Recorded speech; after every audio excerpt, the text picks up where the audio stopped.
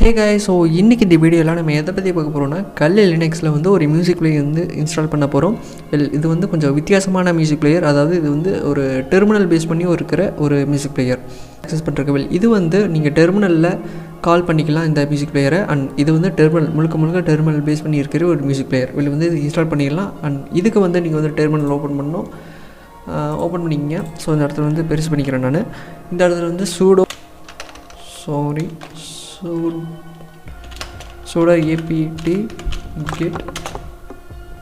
apt-get install cmus அப்படின்னு கொடுங்க. cmus தான் இதோட நம்ம யூஸ் பண்ணுற ஒரு பிளேயர். ஸோ வந்து என்டர் கொடுங்க. ஸோ நம்ம வந்து பாஸ்வேர்ட் போட்டாகணும், ஏன்னா நம்ம sudo யூஸ் பண்ணியிருக்கிறோம். அந்த சைஸ் பார்த்திங்கன்னா ஒரு MB கீழே தான் பார்த்திங்கன்னா இங்கே சைஸ் கொடுத்துருக்குறாங்க. அந்த இடத்துல வந்து ஒய் கொடுத்துட்டு என்ட்ரு அடிங்க. என்ட்ரு அடிச்சோடனே உங்களுக்கு வந்து இன்ஸ்டால் ஆயிரும். ஓகே, வந்து இன்ஸ்டால் ஆயிருச்சு.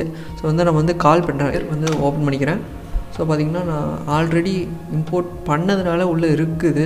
இதை நம்ம எப்படி பண்ணுறோன்னா, அதாவது உங்களுக்கு வந்து முதல்ல வந்து எந்த மியூசிக்கும் இந்த இடத்துல வராது. இந்த இடத்துல வந்து மியூசிக் வந்து நீங்கள் இம்போர்ட் பண்ணுற வேண்டியது இருக்கும். ஸோ இந்த இடத்துல வந்து கிளிக் பண்ணிக்கிட்டு கோலன் கொடுங்க. கோலன் கொடுத்துட்டு ஆட் அப்படின்னு கொடுத்துட்டு உங்களோட மியூசிக்கில் ஃபைல் இருக்கிற பார்த்து கொடுக்கணும்.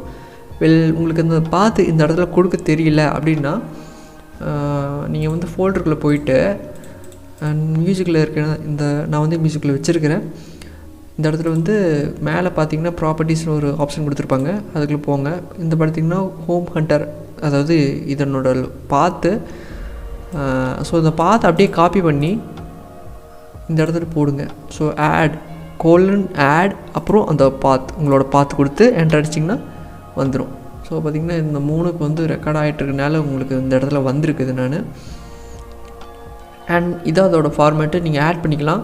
ஆட் பண்ணிவிட்டு நீங்கள் ப்ளே பண்ணிக்கலாம். ஸோ இதோட ஒரு நல்ல விஷயம் என்னென்னா, இது வந்து MP3யும் ப்ளே ஆகும், MP4ம் ப்ளே ஆகும்.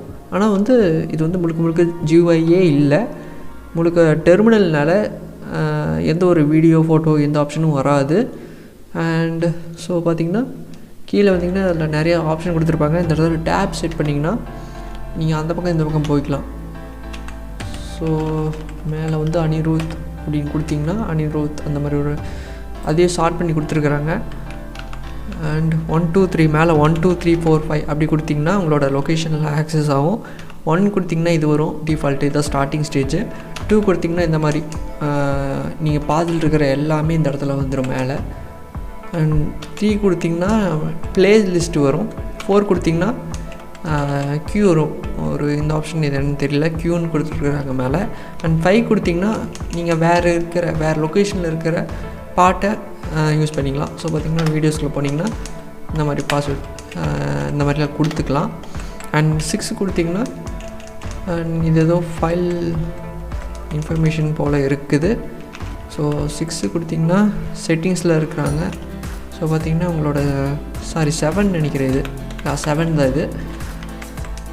அண்ட் இதோட யூசேஜ் ஆட்டிருக்குது, யூசேஜ் தான் இது.